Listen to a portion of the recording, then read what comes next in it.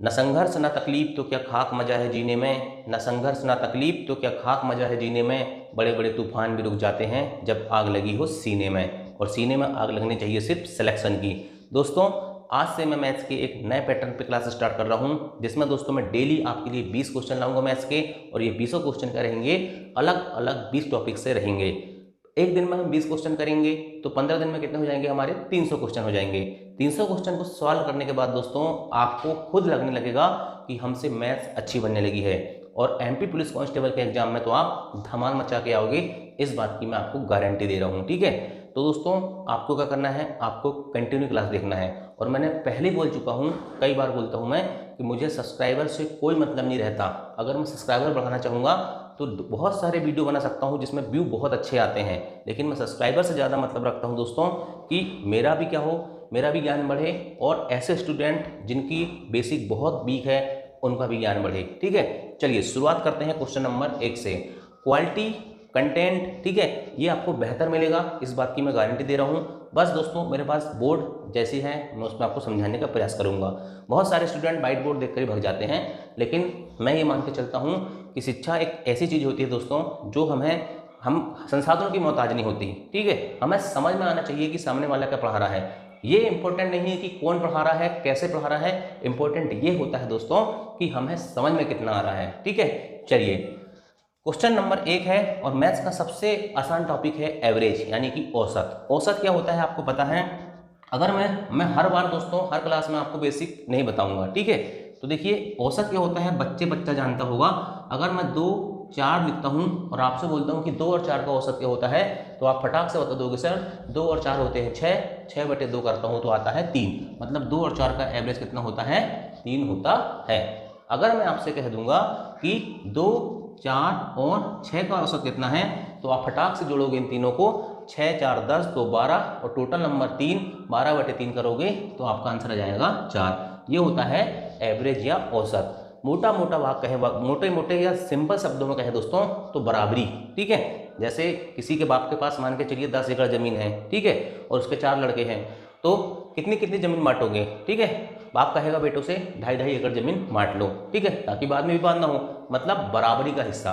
औसत का मतलब, एवरेज का मतलब होता है लगभग बराबर, लगभग नहीं बराबर ही, है ना, ये होता है औसत। ये सिंपल भाषा में मैंने समझाया। ठीक है, और मैं कभी भी कुछ चीज़ समझाता हूँ तो उस कॉन्सेप्ट का उपयोग कहीं ना कहीं आता है। ठीक है, क्वेश्चन कह रहा है 12 संख्याओं का औसत 20 है। 12 संख्याओं का औसत 20 है, मतलब अगर मैं बोलूं ये 12 संख्याओं का योग कितना होगा, तो 12 गुणित कितना हो जाएगा, 20 हो जाएगा। मतलब कितना हो जाएगा बच्चा, 240 हो जाएगा। प्रथम 5 संख्याओं का औसत 18 है, मतलब 5 संख्याओं का औसत 18, मतलब 5 गुणित 18 करूंगा तो 18 पंच 90, मतलब प्रथम 5 संख्याओं का योग कितना हो जाएगा, 90 हो जाएगा। अंतिम 6 संख्याओं का औसत 22 है, तो 6 गुणित 22 करूंगा तो 6 दूनी 12 की 2 हासिल का 1, 6 दूनी 12 और 1 13, मतलब अंतिम 6 संख्याओं का योग 132, प्रथम 5 संख्याओं का योग 90, और 12 संख्याओं का औसत 20 है, इसलिए इनका योग 240। सिंपल से समझने की बात करना। ठीक है, बहुत ही आसान है। ठीक है, आपको इसमें कुछ नहीं करना है, आपको बस ये देखना है कि हमें कौन सी संख्या जोड़ना है और कौन सी संख्या को घटाना है। इतना समझ गया तो जीवन में आप ये सवाल कभी भी कितने भी घुमा के पूछेगा एग्जाम में बन जाएगा। देखो ये संख्याएं लिखी है 12, ठीक है, ये मान के चलिए दोस्तों 12 है। ठीक है, ये 5 संख्याएं इधर हैं, ठीक है, और अंतिम की जो 6 हैं ये 5 है, और अंतिम की जो 6 संख्या हैं, मतलब यहाँ दोस्तों एक संख्या और बैठी है। ठीक है, समझने का प्रयास करना बस। प्रथम 5 संख्याओं का औसत कितना कह रहा है, 18 है, मतलब यहाँ तक योग कितना है भाई साहब, 90 है। ठीक है, और अंतिम 6 संख्याओं का औसत कितना है, 22 है, मतलब यहाँ से लेके यहाँ तक औसत योग कितना है, 132 है। ठीक है, अब वो कह रहा है कि ये वाली संख्या निकालना मुझे, तो मैं क्या करूँगा बताओ? मैं ये करूँगा कि मुझे यहाँ से लेके यहाँ तक पूरा योग पता होना चाहिए। तो मुझे पता है कि 12 संख्याओं का औसत 20 है, तो यहाँ से लेके यहाँ तक का औसत कितना है, 240, मतलब योग 240 है। ठीक है, और यहाँ 90 है और यहाँ 132 है, मतलब दोस्तों 240 में से अगर मैं 90 और 132 को जोड़ के घटा दूंगा तो मुझे ये वाली संख्याएं पता ज्ञात हो जाएगी। ठीक है, और वो पूछ के रहा है 6वीं संख्या पूछ रहा है। ठीक है, तो मैं क्या करूँगा भाई साहब, 90 और 132 को जोड़ दूंगा, तो 90 और 132 कितना हो जाएगा, ये हो जाएगा 2, 9 3 12 की 2 हासिल का 1, 1 और 1 2। ठीक है, 222, ये आ गया भाई साहब 222, और ये हो गया भाई साहब ऊपर कितना, 240। 240 में से अगर 222 घटाऊंगा तो हो जाएगा 10 में से 2 गए 8, यहाँ 3 में से 2 गए 1, और ये कट बिट, मतलब दोस्तों 18 आंसर आ जाएगा ऑप्शन नंबर 20 का राइट आंसर हो जाएगा। ठीक है, अगर आपको एग्जाम में कुछ भी समझ में आए तो कुछ मत करना, इन दोनों संख्याओं को पहले जोड़ के देख लेना। ठीक है, अगर ये कम आएगी तो उससे घटा देना, और अगर ज़्यादा आएगी तो क्वेश्चन थोड़ा डिफरेंट रहेगा, इसको घटा देना जब कुछ समझ में आए। ठीक है, लेकिन आपको मैंने बहुत अच्छे समझाया, ये क्वेश्चन हो गया क्लियर। ठीक है, अब 20 क्वेश्चन करना है तो थोड़ा फास्ट चलेंगे हम, है ना। चलिए सवाल नंबर 2 करते हैं। सवाल नंबर 2 लिखा है दोस्तों, एक आयत की लंबाई 5% बढ़ाई गई, ठीक है, बढ़ाई गई है, जबकि चौड़ाई 10% बढ़ाई गई है। ठीक है, आयत के क्षेत्रफल में कितने प्रतिशत वृद्धि हुई है। जब भी ऐसा सवाल आए, आयत का आ जाए, वर्ग का आ जाए और बोले कि लंबाई इतने बढ़ाई गई या घटाई गई, या चौड़ाई इतनी बढ़ाई गई या घटाई गई, और पूछता है क्षेत्रफल में कितने प्रतिशत वृद्धि हुई या कमी हुई, तो कुछ नहीं करना है। पहला परसेंटेज क्या लिखा दोस्तों, देखो पहला प्रतिशत है 5% और बढ़ाया गया है तो ये लिख दिया मैंने +5। ठीक है, बढ़ाया गया ना +5। दूसरा परसेंट क्या है दोस्तों 10% और ये भी बढ़ाया गया है तो ये +10 लिख दिया। ठीक है, अब इसके बाद क्या करना है, वो बोल रहा है कितने प्रतिशत वृद्धि हुई। तो प्रतिशत वृद्धि जब भी निकालना है तो पहला प्रतिशत कितना है 5। ठीक है, पॉजिटिव है, याद रखना, जब भी वृद्धि होगी तो पॉजिटिव आएगा और कमी होगी तो क्या आएगा, नेगेटिव आएगा। ठीक है, यहाँ दोनों जगह वृद्धि हुई है तो दोनों जगह पॉजिटिव है। ठीक है, तो 5 धन 10 धन, इन दोनों का गुणा करना है, 5 × 10 बटे यहाँ का करना है 100 करना है। ठीक है, 5 धन 10 लिख दूंगा मैं, 5 धन 10 धन, ये 5 धन 50, 50 बटे कितना हो जाएगा भाई साहब 100 हो जाएगा, 50 से 100 कट जाएगा 2 बार। ठीक है, अब देखिए ये 5 धन 10 धन 1/2 हो जाएगा, 5 धन 10 धन 1/2। अब इसको क्या कर लूंगा मैं, सॉल्व कर लूंगा तो कितना हो जाएगा, ये देखिए हो जाएगा आपका 5 और 10 तो हो जाएंगे 15, 15 धन 1/2, 15 धन 1/2। ठीक है, तो इसको कैसे कर दूंगा, 15 दूनी 30, 30 और 1 31, 31/2 मतलब दोस्तों 15.5 या 15 सही 1/2% क्या हुई है, वृद्धि हुई है। ऑप्शन नंबर 20 का राइट आंसर हो जाएगा। क्वेश्चन को सॉल्व कैसे किया ये मत देखो, क्वेश्चन का कॉन्सेप्ट देखो, पहला परसेंट धन दूसरा परसेंट धन पहला परसेंट गुणे दूसरा परसेंट बटे 100, इस कॉन्सेप्ट को आपको याद रखना है। ठीक है, चलिए सवाल नंबर 3 देखते हैं, ये परसेंटेज टॉपिक का हो गया है ना। तो सवाल नंबर 3 है, सवाल नंबर 3 कह रहा है महेश 10 रुपए में 12 अंडे खरीदता है, ठीक है, और 20 रुपए में 16 अंडे बेचता है, उसे कितने प्रतिशत की लाभ या हानि होती है। जब भी ऐसा सवाल आ जाए कि कुछ वस्तुएं खरीदी जाती हैं, मतलब कुछ रुपए में कुछ वस्तु खरीदी जाती है और कुछ रुपए में कुछ वस्तुएं बेची जाती हैं, ठीक है, और कितने प्रतिशत लाभ या हानि पूछता है, तो आपको कुछ भी दिमाग में लगाना है। आपको क्या करना है, देखो 10 रुपए लिखा है, ठीक है, यहाँ रुपए लिख देता हूँ, यहाँ अंडे लिख देता हूँ, यहाँ रुपए लिख देता हूँ, यहाँ अंडे लिख देता हूँ, ठीक है, बस इस क्रम को आपको ऐसा रखना है। ठीक है, 10 रुपए में 12 अंडे, रुपए के नीचे मैंने 10 रुपए लिख दिया, अंडे कितने 12, ठीक है, और 20 रुपए में 16 अंडे, 20 रुपए में कितने अंडे भाई साहब 16 अंडे, ठीक है, उसे कितने प्रतिशत लाभ या हानि हुई। ठीक है, लाभ हानि हम बाद में गणना करेंगे, सबसे पहले क्वेश्चन को सॉल्व करेंगे। ठीक है, कुछ मत करना, सबसे पहले क्या करूंगा, बाहरी संख्याओं का गुणनफल, ये बाहरी संख्या है ना भाई साहब, ठीक है, ये बाहरी संख्या का गुणनफल, ठीक है, और ये बीज वाली संख्याओं का गुणनफल, इनको देखूंगा। सबसे पहले मैं बीज वाली संख्याओं का गुणनफल कर दूंगा, तो 12 × 20 करूंगा, कितना हो जाएगा 240 हो जाएगा ना, बिल्कुल हो जाएगा। ठीक है, इसमें से अंतिम की जो संख्या है, किनारे की जो संख्या है, इनका गुणा करके घटाऊंगा, तो 16 का गुणा 10 में करूंगा तो 160 हो जाएगा। ठीक है, बटे क्या करूंगा दोस्तों, 160 का भाग यहाँ दूंगा, 160 घटाऊंगा, मतलब किनारे वाली संख्याओं के गुणनफल को घटाना भी है और उसका भाग भी देना है, और गुणा क्या करना है मुझे 100 का करना है। ठीक है, 240 में से 160 गए तो कितना बचेगा, 8 दूनी 16, 8 3 24, मतलब 80 बटेगा, 80 बटे 160 गुणित कितना हो जाएगा, ये हो जाएगा आपका 100। 80 से 160 कट जाएगा दोस्तों 2 बार, 2 से 100 कट जाएगा आपका 50 बार, मतलब दोस्तों 50% क्या हुई। देखो यहाँ चिन्ह क्या आ रहा है, पॉजिटिव आ रहा है, धनात्मक आ रहा है, इसलिए याद रखना दोस्तों, जब भी पॉजिटिव साइन आएगा तो क्या होगा, लाभ होगा, और जब नेगेटिव साइन आएगा तो क्या होगी, हानि होगी, वहाँ क्या होगा, लॉस होगा।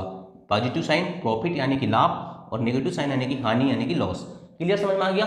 ऐसा सवाल आएगा, कुछ रुपए में कुछ वस्तु खरीदता है और कुछ रुपए में कुछ वस्तु बेचता है, कुछ नहीं करना है, बीज वाली संख्याओं का गुणनफल करना है, इसमें से अंतिम की संख्याओं के गुणनफल को घटाना है और उतने कई भाग देके 100 का गुणा करना है। अगर पॉजिटिव साइन आया तो लाभ और नेगेटिव साइन आया तो हानि। यहाँ 50% आया और साइन प्लस में आया, इसलिए 50% क्या होगा दोस्तों, यहाँ पर लाभ होगा। ठीक है, ऑप्शन लिखना मैं भूल गया था, यहाँ 50% मान के चलिए क्या होगा, लाभ होगा। ठीक है, ऐसा ऑप्शन रहता, ये सही हो जाता। समझ में आया।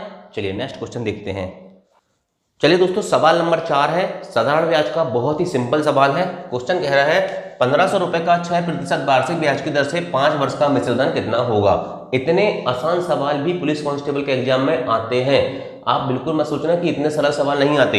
मिश्रित धन का फॉर्मूला आप सब जानते हैं, मूलधन धन ब्याज होता है, ब्याज बराबर मूलधन गुणित दर गुणित समय बटे 100 होता है। मूलधन कितना है 1500 है, ठीक है, गुणित दर कितनी है भाई साहब, दर है यहाँ पर 6%, 6 लिख दिया, समय कितना है 5 वर्ष, बटे 100 कर दूंगा, ठीक है, काट दूंगा 2 जीरो से 2 जीरो खत्म, 15 छक्के 90, ठीक है, 90 गुणित 5 करूंगा कितना हो जाएगा 9 पना 45, ठीक है, 450 हो जाएगा, ठीक है। ये आ गया आपका ब्याज।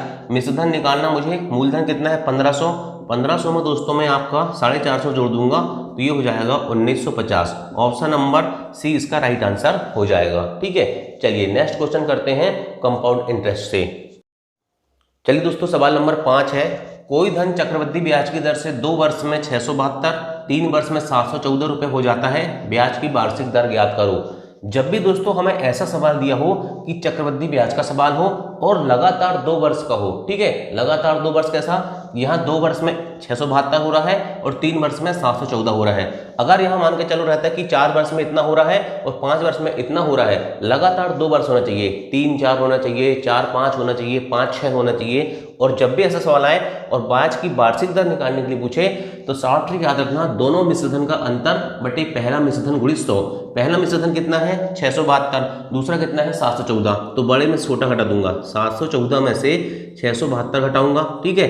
पहला मिश्रधन कितना है, पहला मिश्रधन है 672, तो बटे 672 ही करूंगा, ठीक है, गुणित कितना कर दूंगा 100 कर दूंगा, मतलब दोनों मिश्रधन का अंतर जो बड़ा हो उसमें से छोटा घटाओ, बटे पहला मिश्रधन कितना है 672 है, उसको लिख दिया गुणित 100 कर दिया।